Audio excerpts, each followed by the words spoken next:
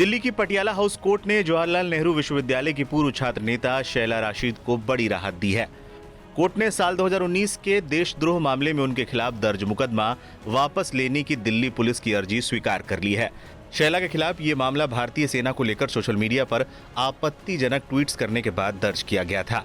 इस बारे में जानकारी देते हुए पुलिस सूत्रों ने न्यूज एजेंसी को बताया कि अदालत ने दिल्ली पुलिस को जेएनयू की पूर्व उपाध्यक्ष शैला राशिद के खिलाफ सेना पर उनके ट्वीट के लिए मामला वापस लेने की अनुमति दे दी है। मुख्य मेट्रोपॉलिटन मजिस्ट्रेट अनुज कुमार सिंह ने अभियोजन पक्ष द्वारा दायर एक आवेदन पर 27 फरवरी को यह आदेश पारित किया। पुलिस ने केस वापस लेने की अपील तब की जब दिल्ली के उपराज्यपाल वीके सक्सेना ने शैला के खिलाफ मुकदमा चलाने की अपनी मंजूरी वापस ले ली। एलजी का यह आदेश स्क्रीनिंग कमेटी की सिफारिश पर आया। दिल्ली पुलिस की तरफ से कोर्ट में दिए गए आवेदन में बताया गया कि दिल्ली के उपराज्यपाल ने स्क्रीनिंग कमेटी की सिफारिश को मंजूरी दे दी है। उपराज्यपाल ने यह मंजूरी 23 दिसंबर 2024 को दी थी। शैला ने 18 अगस्त 2019 को किए गए अपने ट्वीट में भारतीय सेना पर कश्मीर में घरों में घुसने और स्थानीय लोगों को यातना देने का आरोप लगाया था। हालांकि सेना ने इन आरोपों को निराधार बताते हुए खारिज कर दिया था। उनकी इन्हीं पोस्ट को लेकर दिल्ली पुलिस ने उन पर ट्वीट के माध्यम से विभिन्न समूहों के बीच दुश्मनी को बढ़ावा देने और सद्भाव बिगाड़ने वाले कृत्यों में शामिल होने का आरोप लगाते हुए मामला दर्ज किया था। हाल ही में अपनी एक किताब के लॉन्च के मौके पर उन्होंने कई मुद्दों पर बात की थी, खासकर कश्मीरी पंडितों को लेकर कई बातें कही थी।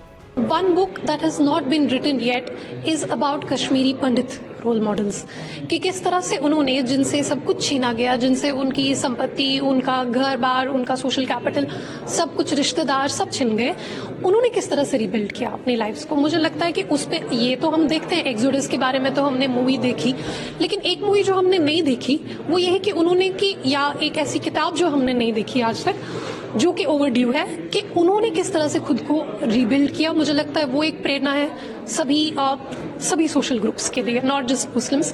कोई भी सोशल ग्रुप जिसको लग रहा हो कि हम एक मुश्किल समय से गुजर रहे हैं, उनको मुझे लगता है कश्मीरी पंडितों से प्रेरणा लेनी चाहिए कि किस तरह एजुकेशन से, हार्डवर्क से, अपनी लगन से और मेहनत से उन्होंने फिर से अपने, और वो टॉप की पोजीशंस पर हैं। वो ऐसा नहीं है कि कोई डाउन ट्रॉडन कम्युनिटी है, बहुत टॉप की पोजीशंस पे उन्होंने खुद को पहुंचाया। क्योंकि आपने कश्मीर के जो हालात अब जैसे चेंज हुए, वक्त के साथ चेंज हुए, प्रधानमंत्री का उसमें आपने जिक्र भी एक अपने इंटरव्यू में किया। हाँ जी। आर्टिकल 370 की बात, क्योंकि जाहिर है मैंने कई सारे फोरम्स पे जी बोला है। हमारे इस सवाल पर आप कहना चाहेंगे, क्योंकि अभी जिस तरह से चीजें बदली हैं, अगर हम चुनाव से पहले और आर्टिकल 370 के बाद की अगर बात करें, जो चीजें बदली 370 को लेकर, तो क्या कैसे देखते हैं? देखिए, इसके लिए आपको किताब पढ़नी पड़ेगी। किताब के अंदर एक अपेंडिक्स है जिसमें मैंने 3 वाजपेयी पैरामीटर्स की बात की है। ये वाजपेयी पैरामीटर्स है कश्मीरियत, इंसानियत और जमहूरियत।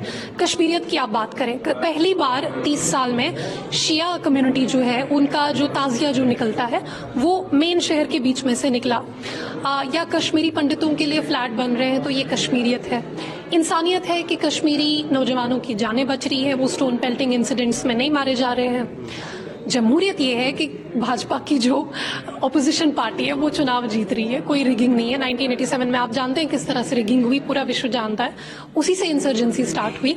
लेकिन यहाँ पे भाजपा जो है, जो मोदी गवर्नमेंट जो है, या जो इलेक्शन कमीशन ऑफ इंडिया है, जिस तरह से भी आप इसको देखना चाहें, they have put nation above party. उस वक्त में 1987 में आपने देखा कि कांग्रेस और एनसी ने किस तरह से मतलब रिगिंग की, उसकी वजह से इंसर्जेंसी हुई। इस बार उसका बिल्कुल उल्टा हुआ। एक फ्री एंड फेयर इलेक्शन हुआ जिसमें जेल में बैठे कैंडिडेट्स जो हैं उन्होंने इलेक्शन जीते। मैं इंजीनियर रशीद का जिक्र कर रही हूँ, और किस तरह से लोग डेमोक्रेसी की तरफ आए। तो जमहूरियत की जब हम लोग बात करें, तो जो फ्री एंड फेयर इलेक्शन हुआ है, तो वो मैं कहूँगी कि BJP has put, Modi government has put nation above party and restore democracy in Kashmir, real democracy.